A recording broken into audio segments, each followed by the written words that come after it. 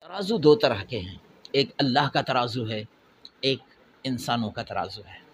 اللہ کا ترازو یہ ہے کہ ان الحسنات یذہبن السیئات، آپ گناہوں کے، عیبوں کے، غلطیوں کے، کوتاہیوں کے سمندر لے کے آ جاؤ، گناہوں کے پہاڑ لے کے آ جاؤ، لیکن آ کے سچی توبہ کر لو، معافی مانگ لو، ندامت کے آنسو بہا لو، تو اللہ معاف فرما دے گا۔ کیا اعلان فرمایا کہ جو نیکیاں ہیں وہ گناہوں کو مٹا دیتی ہیں، یہ اللہ کا ترازو ہے۔ اور ایک ہے انسانوں کا ترازو، آپ جتنی نیکیاں کر لیں، جتنی اچھائیاں کر لیں، جتنے احسان کر لیں، بس ایک غلطی کی دیر ہے، ایک غلطی ہوئی، سارے احسان ملیا میٹ، ساری اچھائیاں ختم۔ یہ انسان کا ترازو ہے۔